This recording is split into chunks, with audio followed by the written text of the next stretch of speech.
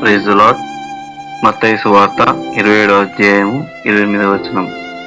వారు ఆయన వస్త్రములు తీసివేసి ఆయనకు ఎర్రని అంగి తొలగించి ముళ్ళ కిరీటం మళ్ళీ ఆయన తలకు పెట్టి ఒక రెల్లు ఆయన కుడి చేతిలో నుంచి ఆయన ఎదురు మోకాలుని, యూదుల రాజా నీకు శుభమని ఆయనను అపహసించి ఆయన మీద ఉమ్ము వేసి ఆ రెల్లును తీసుకొని దానితో ఆయనను తల మీద కొట్టిరి.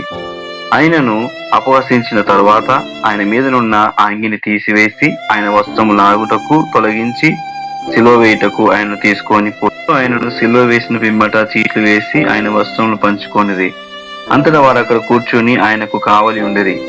ఇతడు యూదుల రాజు అయిన యేసు అని ఆయన మీద మోపబడిన నేరం రాసి ఆయన తలకు పైగా ఉంచిరి. మరియు కుడివైపున కూకడును ఎడమవైపున కూకడును ఇద్దరు బందిపోటు దొంగలు ఆయనతో కూడా సిలువ వేయబడిరి.